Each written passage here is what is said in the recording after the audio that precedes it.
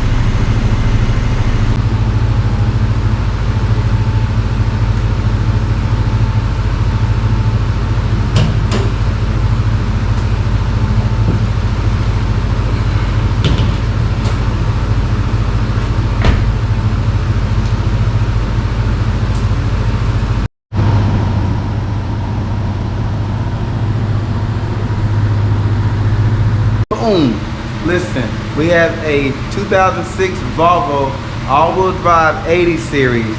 We're installing the front driver's side CV axle. The boot is torn. Owner said, hey man, I'm a little concerned about the drivability of this thing. I commute every single day. I need to get this done. So we did a free courtesy check, pulled it in the air. We see that the boot was torn, and we said, hey, we cannot assume that it's good once we see bad. So when would you like to get this done? He left it here with us, and now we're going to take care of the repair for him. Okay, we just also finished up this 4Runner here, so we got the coolant being added as well, and making sure it reaches operating temperature before we get back in touch with the customer. But back to this Volvo 80 series, we're doing the front drive axle on it. Once the lug nuts are removed from the front wheel, we're going to have access to the front hub and rotor assembly. Then we're going to be disassembling this thing. This thing, not it, but this thing.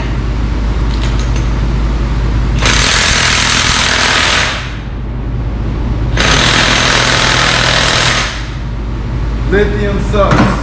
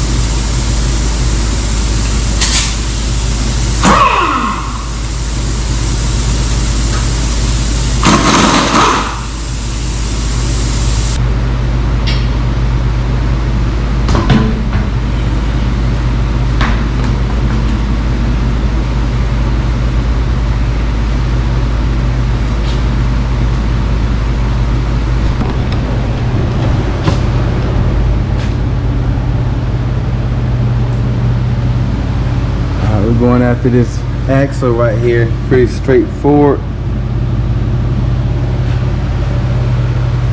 See the torn boot in there. So that there, it is a problem. That there, the problem, you guys. Whenever you see that boot torn and grease outside hanging out, and it needs to be inside taking care of all the moving parts, lets you know that that's a big issue. If you have a CV axle, it looks like this right here, torn.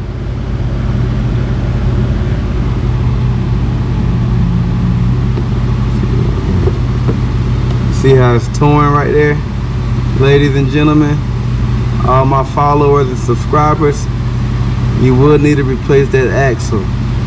because it's gonna throw grease all over the engine bay, the fender liner. And then eventually you're gonna start hearing it clickety clackety, clickety clackety, clickety clackety.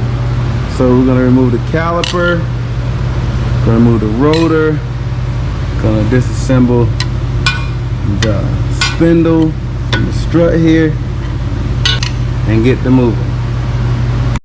Okay, there's a 10mm manufacturer bolt that's holding this rotor still. You would need to remove that and install it at the time. They say this bolt is for manufacturing purposes, but I do believe it assists in the stability of the rotor as well. This is Volvo 80 series, and we're doing the front drive axle.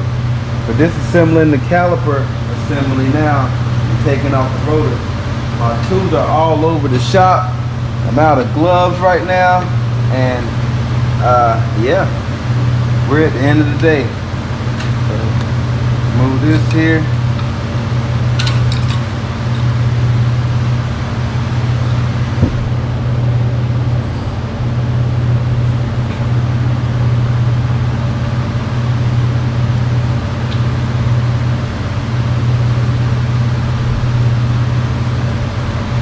Like and comment and subscribe, and we will appreciate it.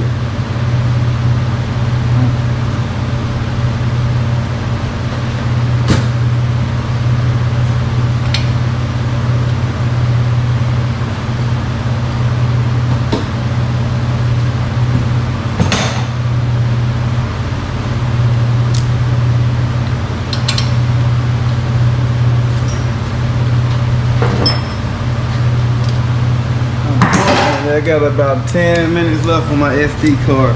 I'm a cheapo or something. I don't know if I gotta get more SD cards or what.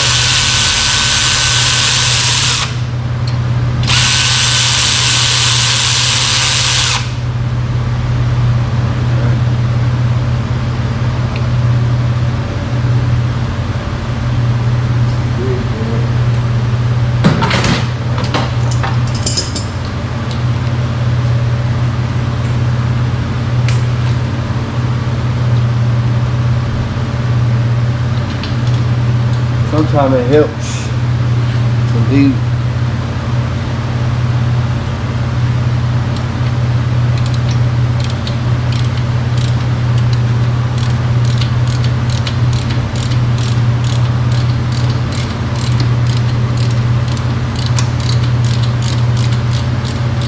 Once you get the caliper off, make sure you don't drop brake pads and damage them or anything, because you will be reusing them. The only item being replaced in this repair is actually the axle. Alright, we will grease things up, lube and service it, but not replace it. Services and repairs is, you know, maintaining things. Alright, this is the slide pin here. We need some lubrication at the end. Alright, once you remove the caliper, secure it.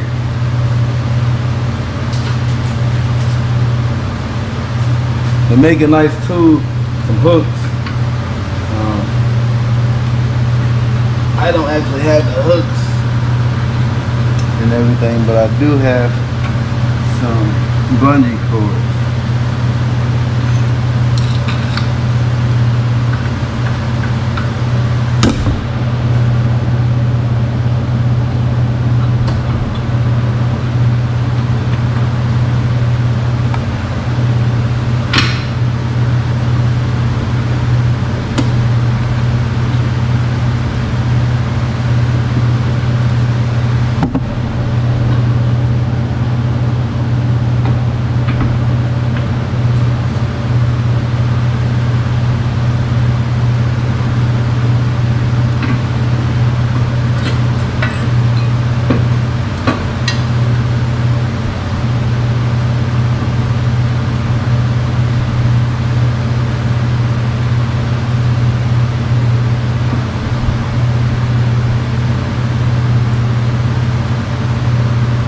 You do want to be mindful that this bungee cord can snap off and slap you in your damn eyes while you're working on the car. So be mindful of that and put your goggles on at this time.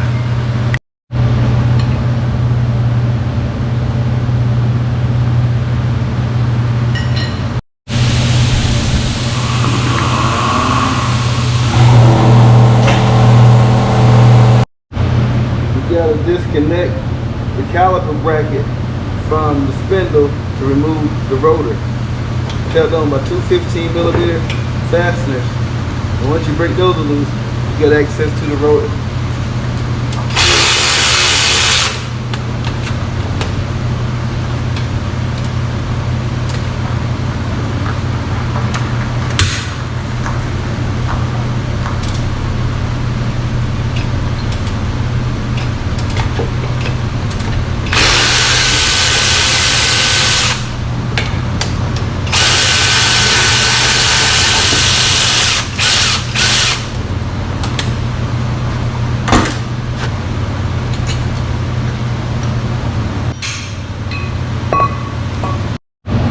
Okay, on the spindle fasteners, you will rotate the nuts before you rotate the bolt.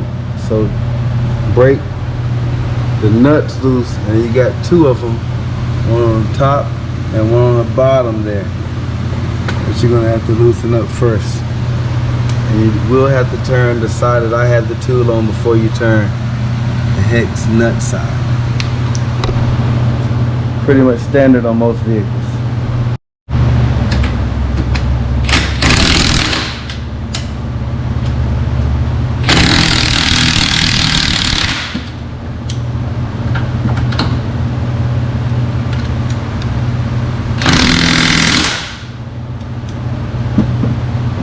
You will have to manually break these bolts loose. They are tight with torque and sediment and years of rest.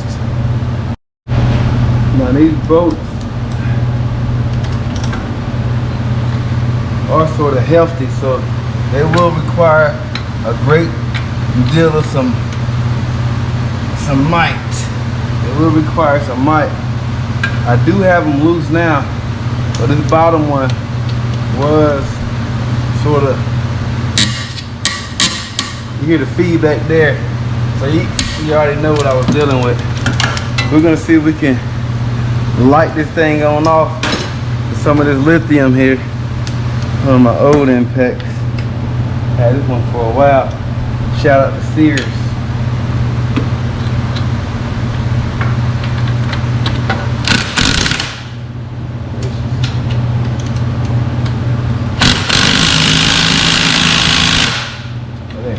Nothing.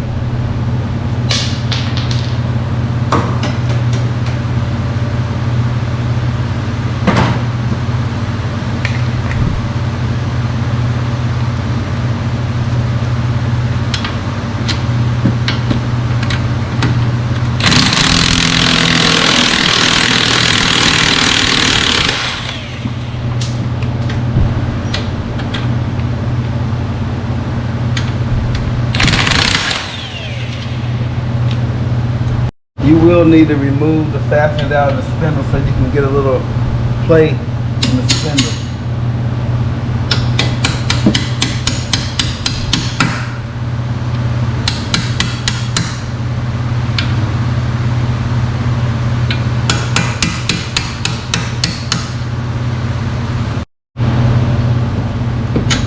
Okay, once you got the spindle loose, you will be able to move that portion of it out. Okay, once you have everything broken down on this particular model, you will be able to gain access to the spindle. Excuse me, you will be able to gain access to the axle directly from behind the spindle. You will not have to take the spindle off.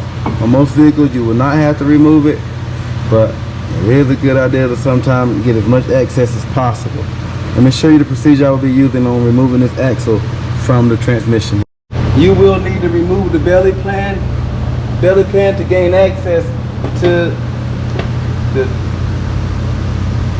input side of the transmission axle. Drop it off the phone.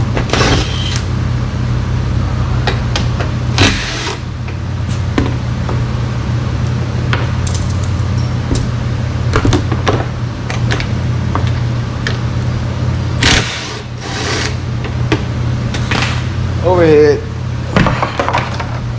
We will need to gain access to this area here so you can get a wedge in there to pop the axle out of the transmission. And that was the purpose of removing the shroud, the belly pan.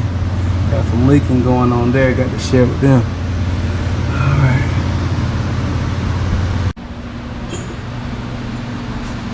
'80 series, what you do to get the axle out of the transmission is come up here with a wedge, pop it in here, and exert it out. And that's how it's done.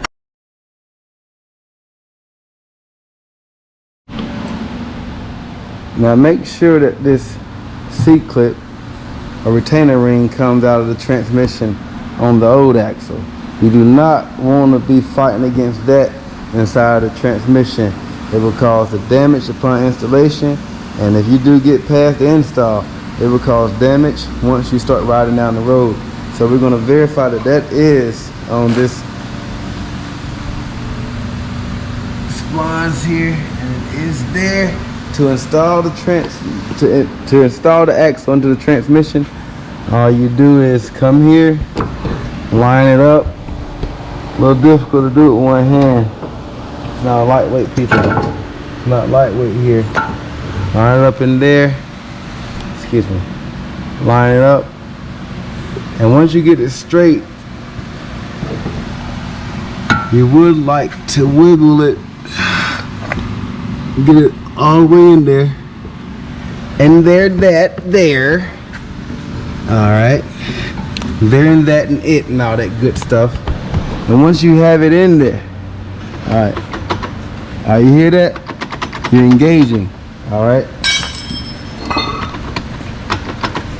Once you get that like that, get back on the back end.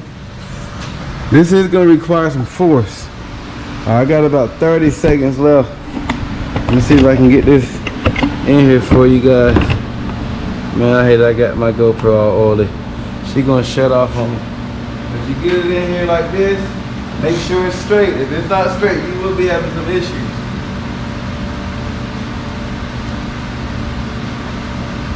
Like that right there.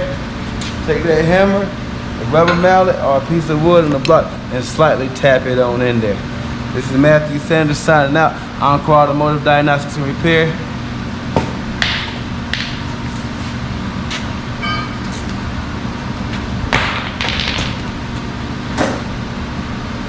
Okay, once you get the old axle removed, you line up the new axle and you give it a nice strong jolt that way.